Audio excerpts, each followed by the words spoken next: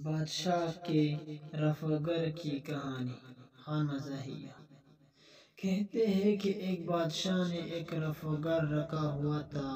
وہ کپڑا نہیں باتیں رفو کرنے کا ماہر تھا۔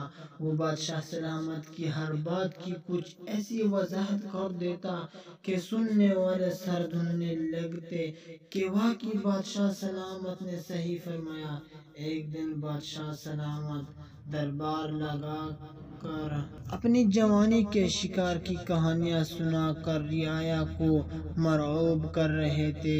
جوش میں آ کر کہنے لگے کہ ایک بار تو ایسا ہوا کہ میں نے آدھے کلومیٹر سے نشانہ لگا کر جو ایک ہرن کو تیر مارا تو تیر سنسناتا ہوا گیا اور ہرن کی بائیں آنکھ میں لگ کر دائیں کان سے ہوتا ہوا پچھلی دائیں ٹانگ کے کھر میں جا لگا۔ بادشاہ کو توقع تھی کہ عوام داد دے گی، لیکن عوام نے کوئی داد نہیں دی۔ وہ بادشاہ کی بات پر یقین کرنے کو تیار نہیں تھے۔ بادشاہ بھی سمجھ گیا کہ میں نے ضرورت سے زیادہ لمبی چھوڑ دی۔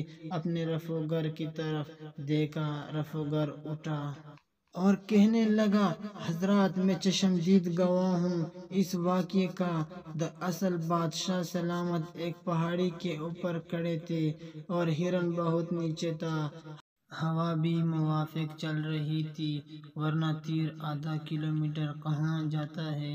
جہاں تک تعلق ہے آنکھ کان اور کھر کا، تو عرض کر دوں کہ جس وقت تیر لگا ہرن دائیں کھر سے دایاں کان کو جا رہا تھا۔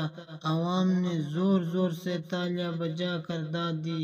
اگلے دن رفوگر بوریاں بستر اٹھا کر جانے لگا۔ بادشاہ پریشان ہو گیا، پوچھا کہاں چلے؟ رفوگر بولا، بادشاہ سلامت، میں چھوٹے موٹے طروپے لگا لیتا ہوں، شامیانے سلوانے ہو تو مریم اورنگزیب کو رکھ لو۔ تو دوستوں، اگر میری یہ ویڈیو آپ لوگوں کو اچھی لگی ہو تو اس طرح کی مزید ویڈیوز حاصل کرنے کے لیے میرے اس یوٹیوب چینل کو سبسکرائب کریں۔ تھینکس اینڈ اللہ حافظ۔